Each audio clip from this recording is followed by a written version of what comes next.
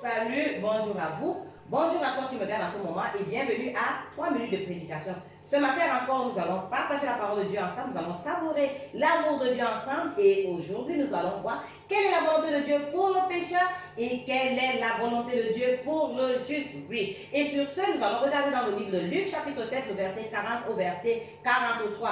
Dans le livre de Luc chapitre 7, le verset 40 à 43, Jésus prenant la parole dit à Pierre, à Simon, Simon, j'ai quelque chose à te dire. Simon dit, pas Seigneur, je t'écoute.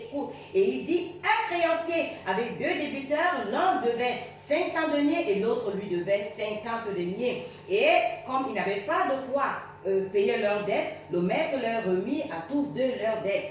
Et qui parmi les deux aimera le plus le maître? Simon prenant la parole lui dit, je pense celui à qui on a remis le plus. Et Jésus lui dit, tu as bien jugé.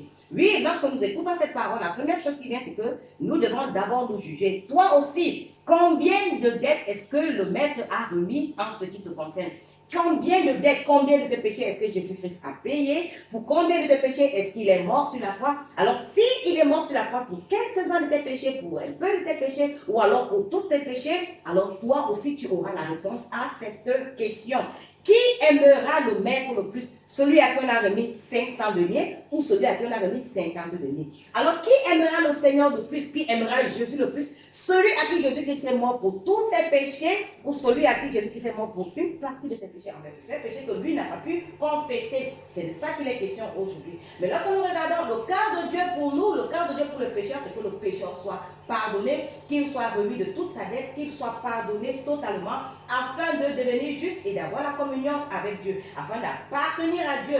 Mais dans le cas contraire, si Jésus-Christ est mort pour une partie de tes péchés, alors pour quelques-uns de tes péchés, alors sois sûr que tu ne peux pas l'aimer comme celui pour qui il est mort pour tous ses péchés. Et c'est pourquoi aujourd'hui, beaucoup de personnes méprisent l'œuvre de Jésus-Christ sur la croix. C'est pourquoi aujourd'hui, beaucoup de gens méprisent la prédication de la croix. C'est pourquoi aujourd'hui, beaucoup de personnes méprisent ce que Jésus-Christ a fait, à savoir mourir sur la croix pour nos péchés. Pourquoi? Parce que lorsqu'ils se regardent, ils sont juste un peu pécheurs. Et ce que Jésus-Christ a fait n'a rien à voir avec tous leurs péchés. Et c'est pourquoi ils n'ont pas une écoute, ils n'ont pas, n'est-ce pas, l'esprit de pouvoir découvrir, de pouvoir accepter ce que Jésus-Christ a fait pour eux. Alors si toi aussi tu es comme ceux-là qui savent que Jésus-Christ est mort pour quelques-uns de tes péchés, alors sois sûr que tu ne peux pas l'aimer, tu ne peux pas être reconnaissant, tu ne peux non plus parler de son amour envers toi. Mais pour nous et pour certains parmi vous qui savent que Jésus-Christ est mort pour la totalité de leurs péchés et qu'il va même jusqu'à nous dire, je ne me souviendrai plus de tes péchés